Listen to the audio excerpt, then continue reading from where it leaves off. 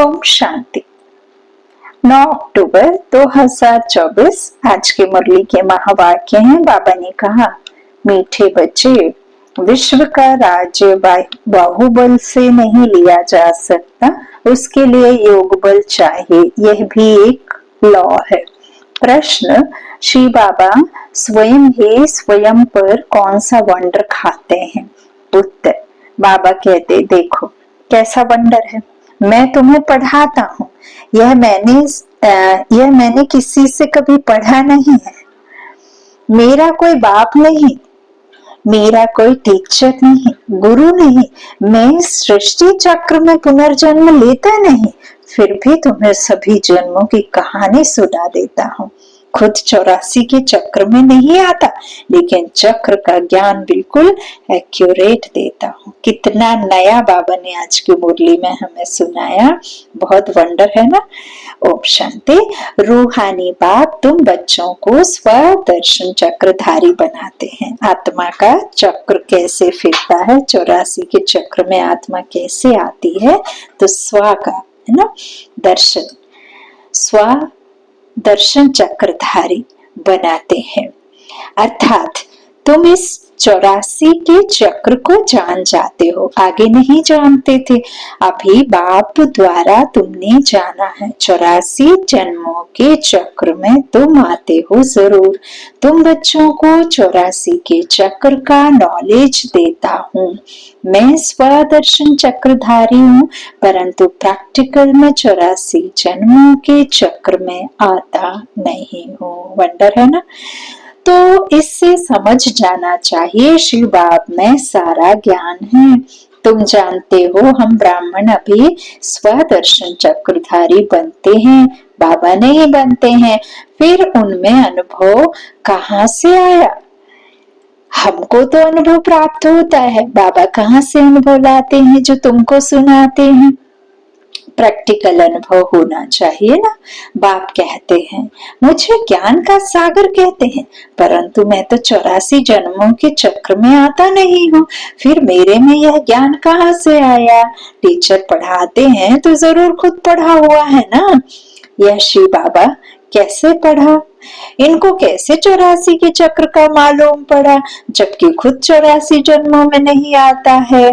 बाप बीज रूप होने कारण जानते हैं। एक नींबू का बीज जब हम नीचे जमीन में लगाते हैं, या आम का बीज हम जब जमीन में लगाते हैं, तो उस बीज को ही पता होता है कि कितने दिन बाद, कितना समय बाद में वो पेड़ पत्ते निकलेंगे, तना निकलेगा, कितने फल फूल देगा, कितने फल आएंगे या आएंगे भी नहीं आएंगे, कितनी पत्तियां, कितने टालियां, ये बीज जानता है ना। हम नहीं जानते, लेकिन वो बीज जमीन के अंदर गुप्त रहता है ना। तो ऐसे ही परमात्मा बीज रूप है ना। हम मनुष्य सृष्टि का बीज रूप है, सतगुरु परम पिता परमात्मा है ना। तो बाबा कहते हैं क्योंकि बीज रूप में होने कारण जानता हूँ। खुद 84 के चक्र में नहीं आते हैं, परंतु तुमको सब समझाते हैं। यह भी कितना वंडर है। ऐसे भी नहीं बाप कोई शास्त्र आदि पढ़ा है, कहा जाता है ड्रामा अनुसार उसमें यह नॉलेज नोंधी हुई है जो तुमको सुनाते हैं। तो वंडरफुल टीचर हुआ ना। वंडर खाना चाहिए ना, इसलिए इनको बड़े बड़े नाम दिए हैं, ईश्वर, प्रभु, अंतर्यामी आदि आदि। तुम वंडर खाते हो। ईश्वर में कैसी सारी नॉलेज भरी हुई है, उनमें आई कहाँ से जो तुमको समझाते हैं? उनको तो कोई बाप भी नहीं जिससे जन्म लिया हो व समझा हो। तुम सब भाई भाई हो। वह एक कैसे तुम्हारा बाप है, बीज रूप है। कितनी नॉलेज बैठ बच्चों को सुनाते हैं। कहते हैं 84 जन्म में नहीं लेता हूँ, तुम लेते हो। तो जरूर प्रश्न उठेगा ना, बाबा आपको कैसे मालूम पड़ा? बाबा कहते हैं, बच्चे अनादि ड्रामा अनुसार मेरे में पहले से यह नॉलेज है जो तुमको पढ़ाता हूँ, इसलिए ही मुझे ऊंचते ऊंच भगवान कहा जाता है। खुद चक्र में नहीं आते, परंतु उनमें सारी सृष्टि के आदि मध्य अंत की नॉलेज है। तो तुम बच्चों को कितनी खुशी होनी चाहिए। उनको 84 के चक्र की नॉलेज कहाँ से मिली? तुमको तो किसी बाप से, बाप में ओरिजिनली नॉलेज है। उनको कहा ही जाता है नॉलेजफुल। कोई से पढ़ा भी नहीं है तो भी उनको ओरिजिनली मालूम है, इसलिए नॉलेजफुल कहा जाता है। यह वंडर है ना, इसलिए यह ऊंचते ऊंच पढ़ाई गाई जाती है। तो बाबा को सब कुछ ओरिजिनली मालूम है, इसलिए नॉलेजफुल कहा जाता है। यह वंडर है ना, इसलिए यह ऊंचते ऊंच पढ़ाई गाई जाती है। बच्चों को वंडर लगता है बाप पर, उनको क्यों नॉलेजफुल कहा जाता है? एक तो यह समझने की बात है, दूसरी फिर क्या बात है? यह चित्र तुम दिखाते हो तो कोई पूछेंगे कि ब्रह्मा में भी अपनी आत्मा होगी, और यह जो नारायण बनते हैं उनमें भी अपनी आत्मा होगी। दो आत्माएं है ना, एक ब्रह्मा एक नारायण की। परंतु विचार करेंगे तो यह कोई दो आत्माएं नहीं है, आत्मा एक ही है। यह एक सिंपल सैंपल दिखाया जाता है देवता का। तो यह ब्रह्मा सो विष्णु अर्थात नारायण बनते हैं, इसको कहा जाता है गुहा बातें। बाप बहुत गुहा नॉलेज सुनाते हैं, और बाबा कहते जो और कोई पढ़ा ना सके सिवाय बाप के, तो ब्रह्मा और विष्णु की कोई दो आत्माएं नहीं है। वैसे ही सरस्वती और लक्ष्मी, इन दोनों की दो आत्माएं हैं या एक आत्मा एक है, शरीर दो है। यह सरस्वती ही फिर लक्ष्मी बनती है, इसलिए एक आत्मा गिनी जाएगी।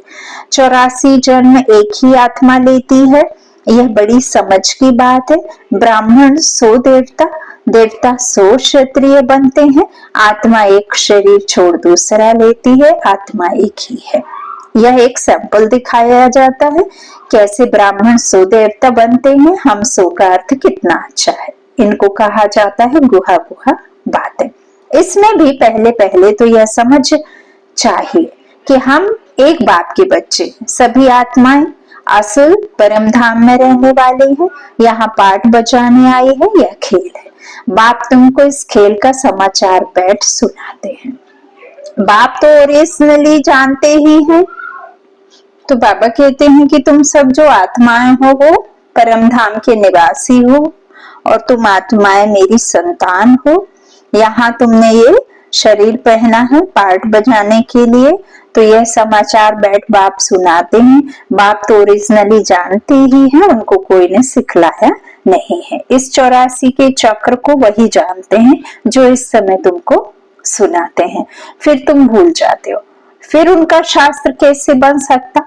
बाप तो कोई शास्त्र पढ़ा हुआ नहीं है, फिर कैसे आकर नई नई बातें सुनाते हैं? आधा कल्प है भक्ति मार्ग, यह बात भी शास्त्रों में नहीं है। यह शास्त्र भी ड्रामानुसार भक्ति मार्ग में बने हैं। तुम्हारी बुद्धि में शुरू से लेकर अंत तक इस ड्रामा की कितनी बड़ी नॉलेज है, उनको जरूर मनुष्य तन का आधार लेना पड़े। शिव बाबा इस ब्रह्मातन में बैठ इस सृष्टि चक्र की नॉलेज सुनाते हैं। मनुष्यों ने तो गपोड़े लगाकर सृष्टि की आयु ही कितनी लंबी कर दी है। नई दुनिया सो फिर पुरानी दुनिया बनती है। नई दुनिया को कहा जाता है स्वर्ग, पुरानी को कहा जाता है नरक। दुनिया तो एक ही है। नई दुनिया में रहते हैं देवी देवता, वहां पार सुख है। सारी सृष्टि नई होती है, अभी इनको पुराना कहा जाता है। नाम ही है आयरन एज्ड वर्ल्ड। जैसे ओल्ड दिल्ली और न्यू दिल्ली कहा जाता है, बाप समझाते हैं मीठे मीठे बच्चों, न्यू वर्ल्ड में न्यू दिल्ली होगी, यह तो ओल्ड वर्ल्ड में ही कह देते हैं न्यू दिल्ली, इनको न्यू कैसे कहेंगे? बाप समझाते हैं नई दुनिया में नई दिल्ली होगी, उनमें यह लक्ष्मी नारायण राज्य करेंगे, उसको कहा जाएगा सत्य युग, सतो प्रधान दुनिया। युग सतो। तुम इस सारे भारत में राज्य करेंगे। तुम्हारी गद्दी जमुना किनारे पर होगी, पिछाड़ी में रावण राज्य की गद्दी भी यहाँ ही है। राम राज्य की गद्दी भी यहाँ होगी। ऐसा नहीं कोई पानी से दुनिया निकलेगी, कोई पाताल से दुनिया निकलेगी, नहीं। इसी दुनिया को नए से पुराना, पुराना से नया होना है। पुरानी से नई बनाने के लिए परमपिता परमात्मा आते हैं और नई से पुरानी बनाने रावण हावी होता है, रावण आता है। तो बाबा कहते हैं तुम इस सारे भारत पर फिर राज्य करेंगे, है ना। तो यहाँ जमुना किनारे पर तुम्हारी गद्दी होगी, पिछाड़ी में फिर यहाँ ही रावण की गद्दी होगी। तो बाबा कहते हैं राम राज्य की गद्दी भी यहाँ होगी। नाम दिल्ली नहीं होगा, उसको पोरिस्तान कहा जाता है। फिर जो जैसा राजा होता है वह अपनी गद्दी का ऐसा नाम रखते आते हैं। इस समय तुम सब पुरानी दुनिया में हो, नई दुनिया में जाने के लिए तुम पढ़ रहे हो, फिर से मनुष्य से देवता बन रहे हो। पढ़ाने वाला है बाप। तुम जानते हो ऊंचे ते ऊंचे बाप ने नीचे आकर राजयोग सिखाया है। अभी तुम हो संगम पर, जबकि कलयुगी पुरानी दुनिया खत्म होनी है। बाप ने इनका हिसाब भी बताया है। मैं आता हूँ ब्रह्मा तन में। मनुष्यों को तो पता ही नहीं है कि ब्रह्मा कौन सा।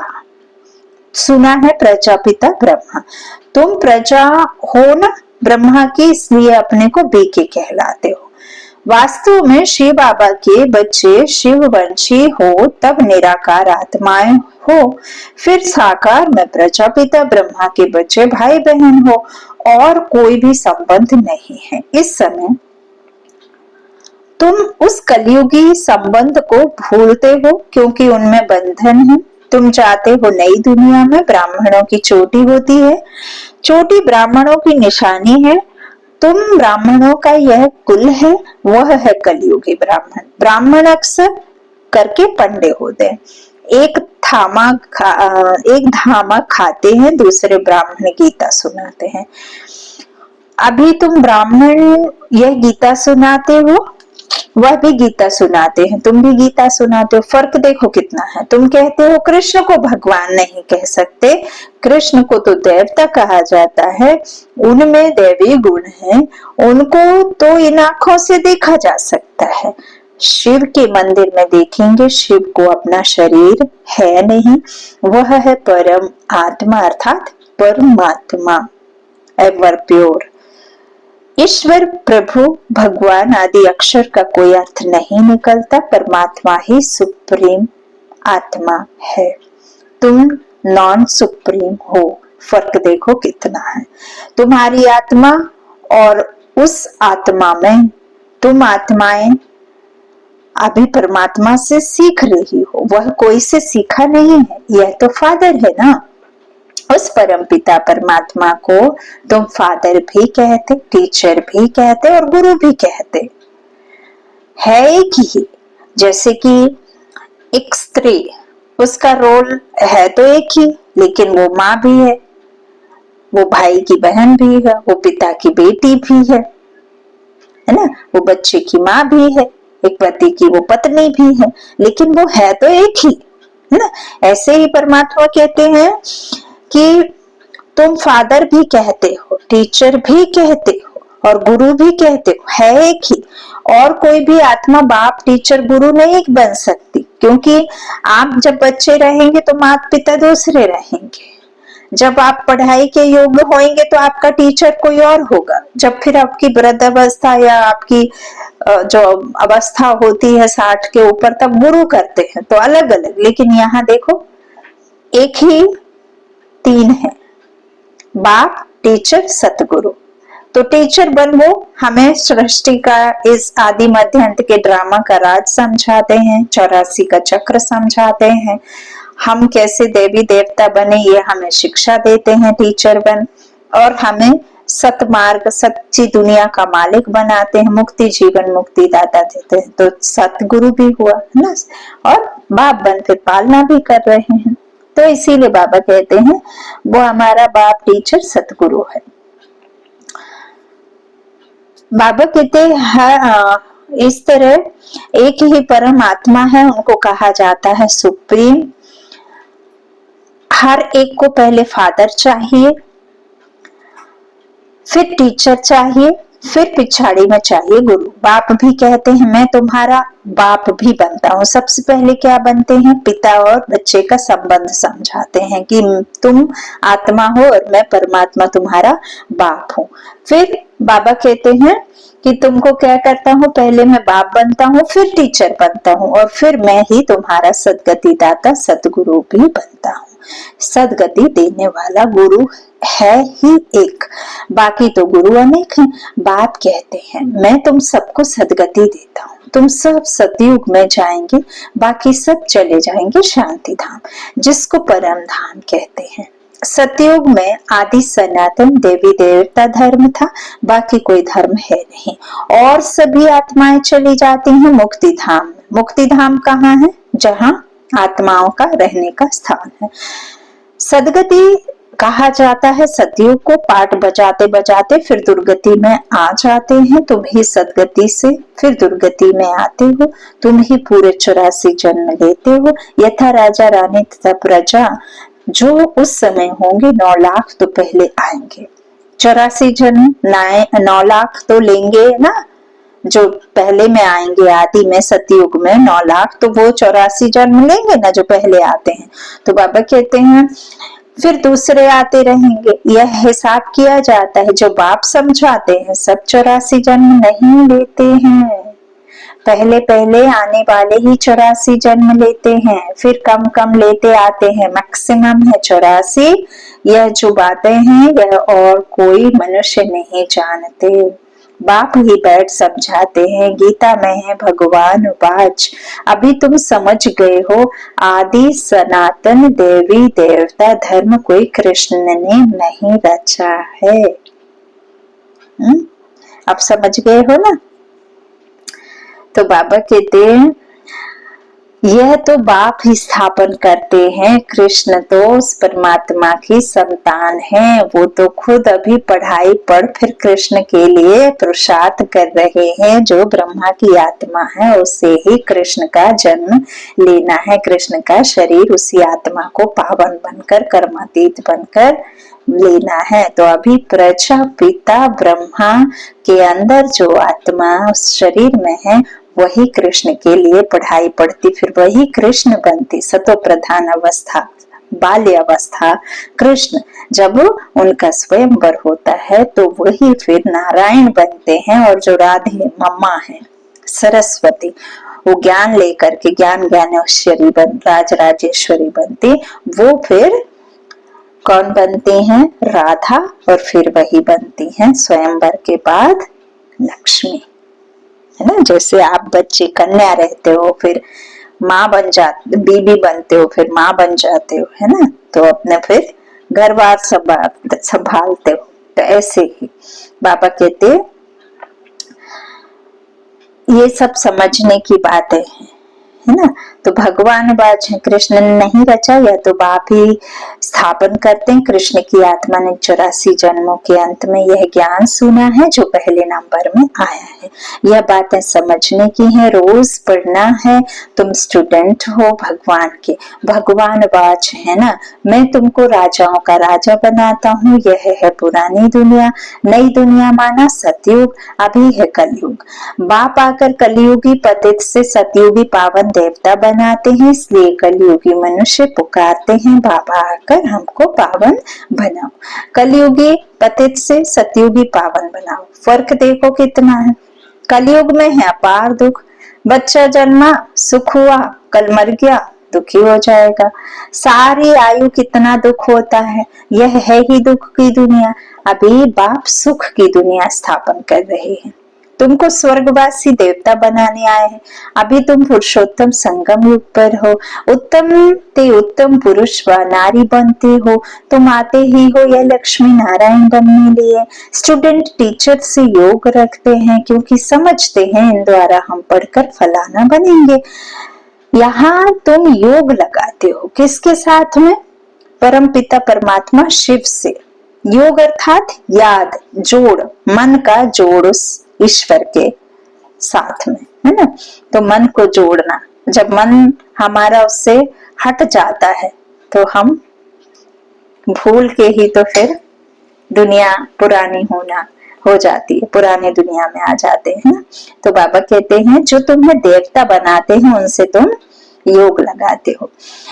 कहते हैं मुझ बाप को याद करो जिससे तुम सालिग्राम बच्चे हो, जिसके तुम सालिग्राम बच्चे हो। आत्मा को अपने को आत्मा समझ बाप को याद करो, वही नॉलेजफुल है। बाप तुम्हें सच्ची गीता सुनाते हैं परंतु खुद पढ़ा हुआ नहीं है। कहते हैं मैं किसका बच्चा नहीं, कोई से पढ़ा हुआ नहीं हूँ, मेरा कोई गुरु नहीं। मैं फिर तुम बच्चों का बाप टीचर गुरु हूँ। उनको कहा जाता है परमात्मा। इस सारे सृष्टि के आदि मध्य अंत को जानते हैं। जब तक वह ना सुनावे तब तक तुम आदि मध्य अंत को समझ ना सको। इस चक्र को जानने से तुम चक्रवर्ती राजा बनते हो।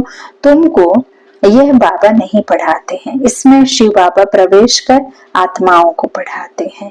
यह नई बात है ना।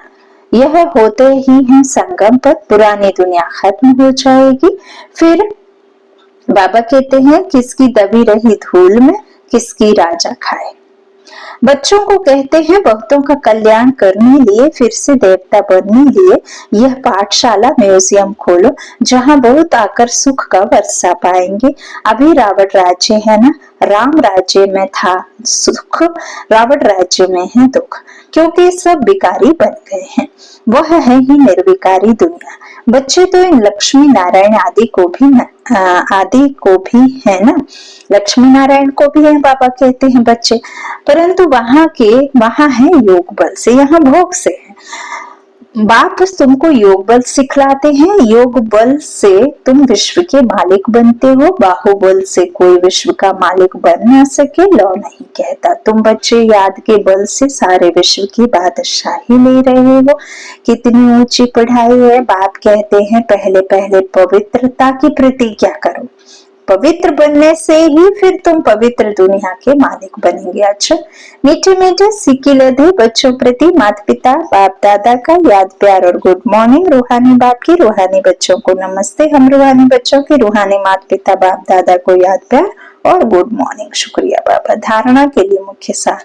पहला बाबा ने कहा कलयुगी संबंध जो कि इस समय बंधन है, कलयुगी संबंध जो कि इस समय बंधन है, उन्हें भूल स्वयं को संगम युगी ब्राह्मण समझना है। सच्ची गीता सुननी और सुनानी है। दूसरा, पुरानी दुनिया खत्म होनी है, इसलिए अपना सब कुछ सफल करना है। बहुतों के कल्याण लिए, मनुष्यों को देवता बनाने के लिए यह पाठशाला व म्यूजियम खोलने हैं। वरदान, बाप की आज्ञा समझ, मोहब्बत से हर बात को सहन करने वाले सहनशील भव। कई बच्चे कहते हैं कि हम राइट हैं फिर भी हमें ही सहन करना पड़ता है, मरना पड़ता है, लेकिन यह सहन करना व मरना ही धारणा की सब्जेक्ट में नंबर लेना है। इसलिए सहन करने में घबराओ नहीं। कई बच्चे सहन करते हैं लेकिन मजबूरी से सहन करना और मोहब्बत में सहन करना, इसमें अंतर है। बातों के कारण सहन नहीं करते हो, लेकिन बाप की आज्ञा है सहनशील बनो। तो आज्ञा समझ मोहब्बत में सहन करना अर्थात स्वयं को परिवर्तन कर लेना, इसकी ही मार्क्स है। स्लोगन, जो सदा खुशी की खुराक खाते हैं वह तंदुरुस्त रहते हैं। जो सदा खुशी की खुराक खाते हैं वह सदा तंदुरुस्त रहते हैं। आज बाबा ने बहुत अच्छा वरदान दिया है। सहना अर्थात ऐसे नहीं है कि बाबा की आज्ञा है मोहब्बत में सहन करना और ऐसे सहन करना, बाबा कहते हैं अंतर है। जो बाबा की आज्ञा समझ मोहब्बत में सहन करना अर्थात स्वयं को परिवर्तन कर लेना है ना, इसमें फिर मार्क्स मिलेंगे। अच्छा, ओम शांति। शुक्रिया बाबा।